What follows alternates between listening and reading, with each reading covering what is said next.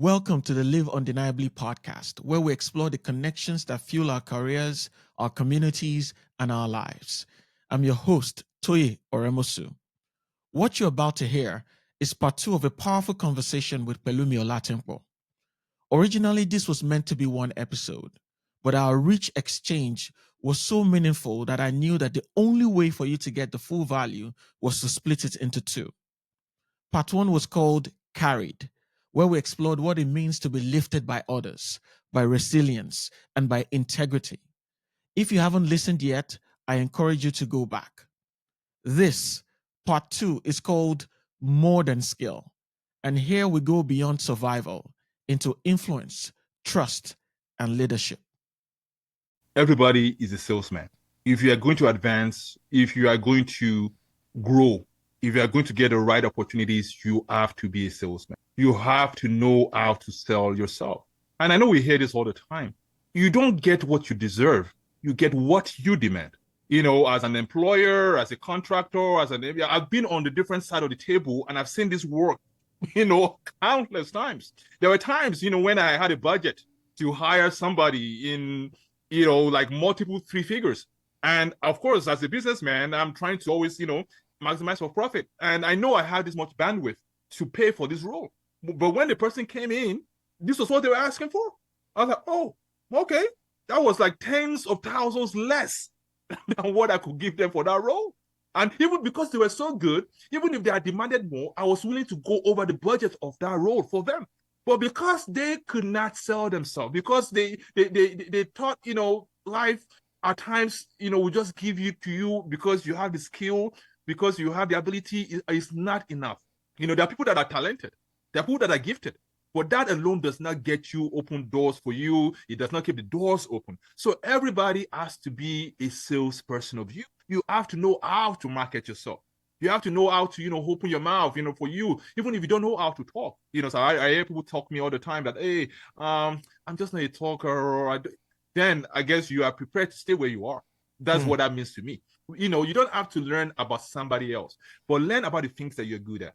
Learn about the things that make you comfortable. Learn how then you can sell somebody on that. I remember there was an engagement that I had, was with a startup. They were, trying to do something. It was a big ambition that they were trying to do. And, they had seen my resume beforehand, so the chief executive officer and the CTO had called me in for a conversation. And by the time I was done with that conversation, because, and there's a way that you sell yourself without being proudful. There's a way that you sell yourself that you show your capacity and your ability to think outside of the box. Because you get rewarded for the problems you can solve. And if you're not able to well articulate how you can solve problems, why should you be rewarded for it? So even if you know how to solve a problem, but you cannot articulate how you can solve it, no reward should come to you. I think it's a fair judgment. So in this meeting that I mentioned, by the time I was done, at some point, I later found out that I was the highest earner in that company, earning even higher than the chief information officer who gave me that information. He said, do you know? I said, I didn't know. So obviously there was a way that I, presented myself.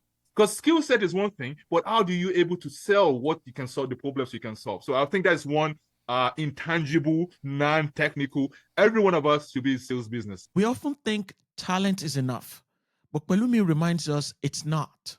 The people who rise are the people who can articulate their value, not just demonstrate it.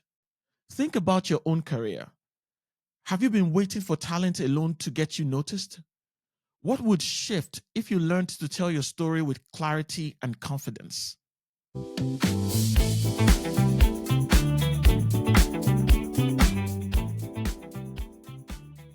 For several people that might be listening to this, you might not have anybody within your immediate network that has the aspiration of what you're trying to do. And for me, to be quite honest with you, that was the case. I mean, I didn't come from money. I'm not a college graduate to say I can tap into my college network. I didn't have, because like I said, because I was undocumented, my path was so different. My circle was different. Most of my circle were other immigrant communities, So there's certain things about me that even my friends could not relate to, right?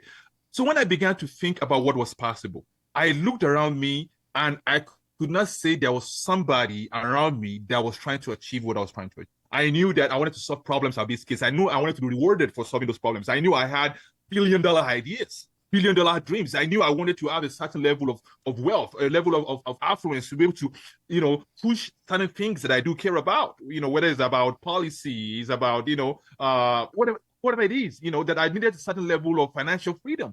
And then when I looked around, there were not people that were doing that. So what did I do?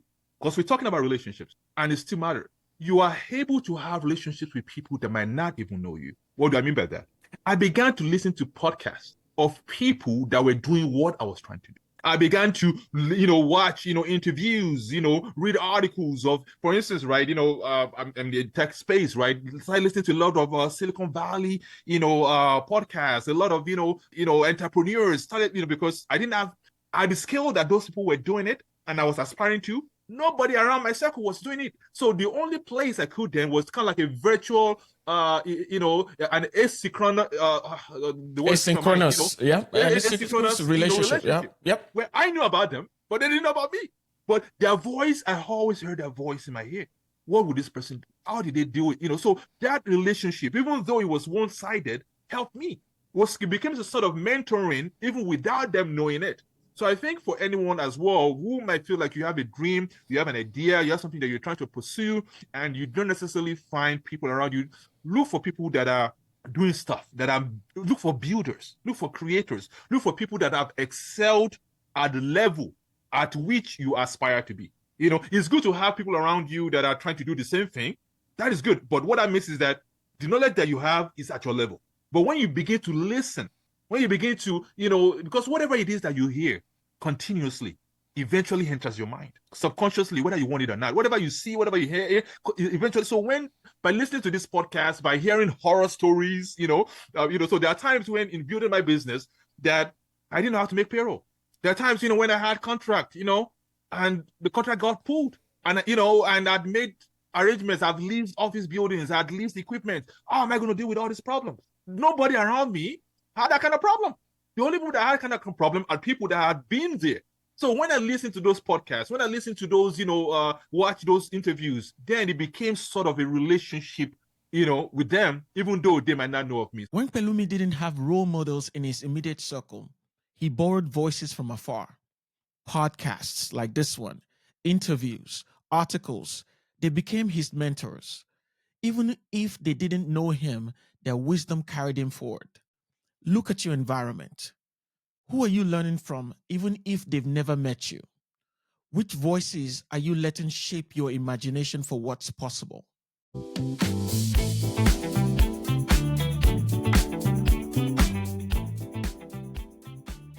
Before we continue, let me pause here with something that connects directly to what you're hearing. If you've ever wondered how to go from being overlooked to being unforgettable, you'll want to grab a copy of my book, Become Undeniable: From Overlooked to Unforgettable. It's built on the same principles Pelumi is talking about: learning how to tell your story, build trust, and create influence that lasts. It's about equipping you with more than skill, the relational and presence-based tools that make you undeniable. You can get your copy at becometheundeniable.one. That's not .com, it's .one, because sometimes all it takes is one relationship, one decision, or one step to change everything. Visit becometheundeniable.one today and let's keep building your story. Now, let's return to Pelumi's journey.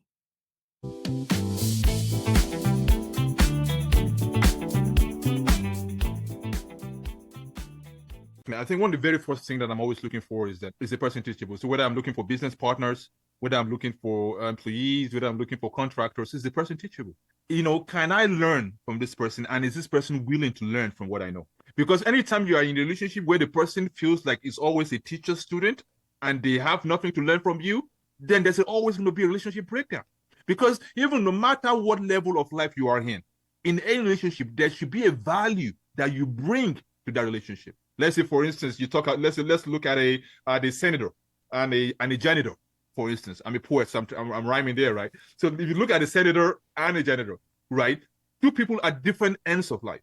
There's something that the senator can help the janitor know about policy, about social welfare. There's something about how government works, how to tap into opportunities that the government has made available. And there's something that the janitor can teach the senator about what it feels like to be at that level, the common day experience. So that helps the senator create better policies. But if the senator comes into that relationship with a level of arrogance, with a level of I know what is good for you better than you, that you're in that position, then the relationship becomes dysfunctional. It becomes one way. So when I'm looking for people to work with, when I'm looking for people to hire, I'm looking for somebody that is teachable. You might not know what I need you to know now. We might not know what we need you to know now, but are you willing to invest in knowing, in getting that knowledge? Or do you feel that you know it all, right? That's a popular cliche. So I think teachability is one of the very first things that I look for in any relationships, professional or social. Skills may get someone in the room, but teachability keeps them there. For Pelumi, the best people to build with are those willing to learn and willing to teach. In your circle right now, who's truly teachable? And even more important, are you?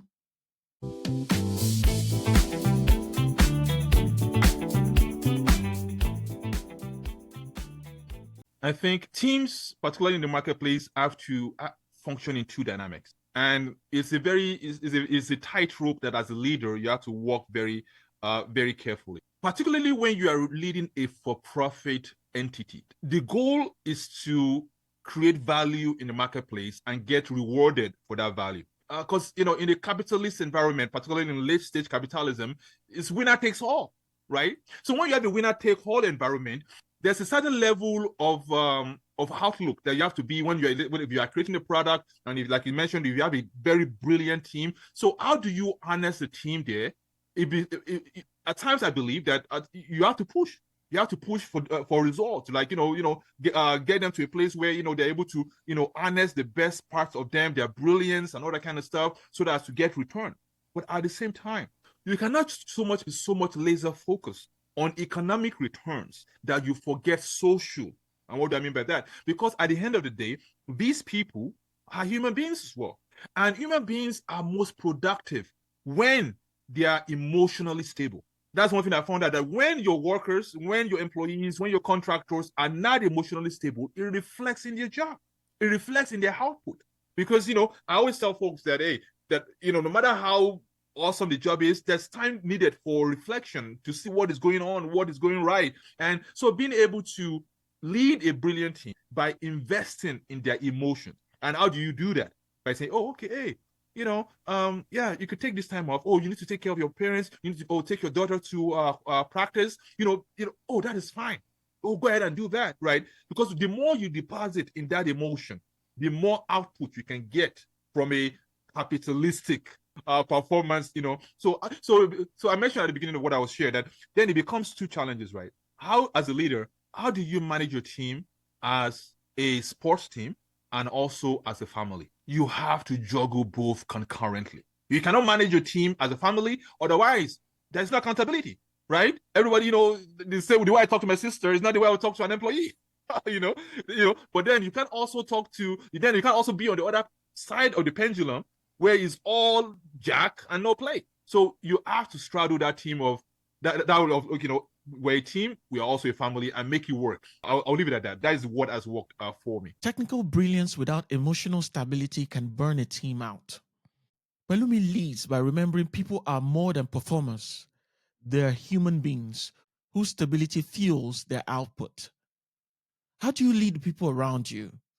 Are you extracting results, or are you cultivating people who can sustain brilliance over time?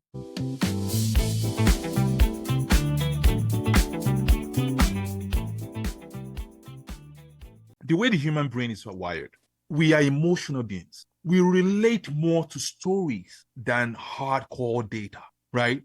If I told you now, that 40 people died in an earthquake in Kenya, I've given you facts, I've given you the data, but if I told you, there was a woman, she was just coming back from work after a long day, and she just got into the house, getting ready to make food for her children, and then the ground just shifted under her, and now she's under the rubble, she and her 3 kids, and there's a way that it hits you different.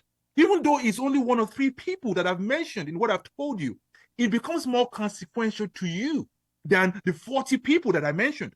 So storytelling is a big part of how we communicate, of how we move the ball. And I think even if you're a person of faith, you look at the Christian Bible, for instance, a lot of the teachings that Jesus did was in parables, telling stories, because he knew people were more likely to remember that than basically white and black if he made it that way. So when you now bring this into the tech space, so let's say, for instance, now as a leader, I'm trying to make the team understand this is why what we are trying to do is mission critical. We're trying to make sure that this particular set of systems are constantly up, that they can't afford to go down at any point in time. I mean, I've communicated. There's a compliance that we need to do. We need to, meet certain regulatory frameworks. All of that is checking boxes. But when I say that what we're doing right now is so essential that if it ever goes down, there could be a military personnel out on the field that needs that particular system at a particular time, and because they cannot access it, that could cause them their life because they could be exposed. Or let's say the system is so insulting that we have some healthcare agencies, healthcare customers that rely on this system, on this API to be secured, that if it ever becomes compromised, that a particular hospital could become compromised and it could lead to death. So when you try to start stitch story and make it, from a human experience, it changes, it moves the incentive for the team to perform. All of a sudden, it's not just all about some abstract concept, but it's about things that they can feel, they can relate to. So that's why storytelling is important. Whether in your social life or your career or your entrepreneurial life, storytelling is what moves the needle. Facts inform, stories move. Pelumi shows that whether in cybersecurity or in leadership, storytelling transforms data into conviction. When was the last time you used a story to inspire action instead of just presenting information? What story do you need to start telling?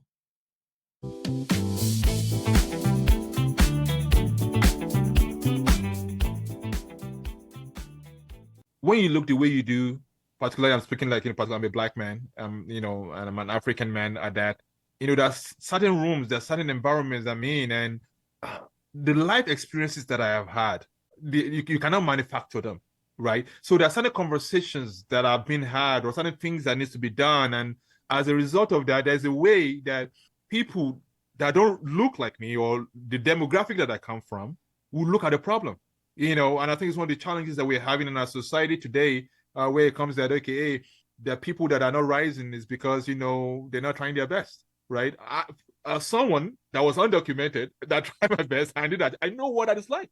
I know that's not always true. So as a person, if you're in a room where either you are the only one held out in how you look, in how you think, in how you speak, I think there's a level of wisdom that's required.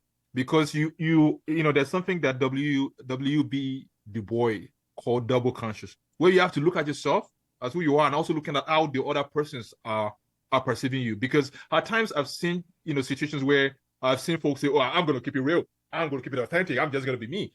And at times doing that gets you kicked out of the room. But you need to be in that room for a little bit longer so that you can change that room. So you can, bring other people into that room so that you're not the only one person in there. So how do you be authentic? How can you say what you need to say? How can you represent where you're coming from and still at the same time be relatable and not be in confrontation, in antagonism? Because, I love to say this, that unanimity is different from unity. Uniformity is different from unity. We don't always have to all agree all the same way. If there are 12 people in the room and every one of them is thinking the same way, then all you need is just one person, because 11 of those people are irrelevant. You just need one person. So there's a value in being different. There's a value in having a different vantage point. And how you present that vantage point must be with wisdom, must be with a certain level of salt and pepper or sugar, however you want to call it. That it doesn't it doesn't neutralize you, but allows you to open more doors for what you care about and people that look like you. Standing out can be lonely, but Pelumi learned that presence isn't about blending in or fighting every battle. It's about showing up with both authenticity and wisdom. Picture the next room you walk into where you feel different. How would you hold your ground without losing your grace?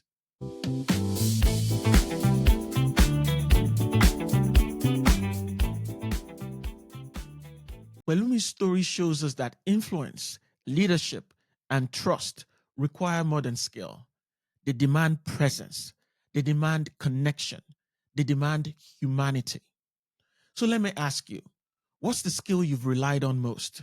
And what would happen if you paired it with the power of influence, trust, and story?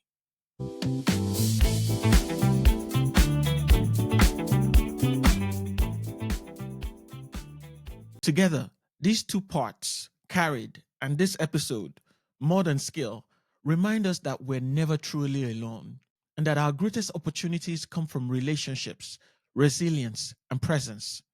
If you're ready to take that step for yourself, grab a copy of my book, Become Undeniable From Overlooked to Unforgettable at becometheundeniable.one.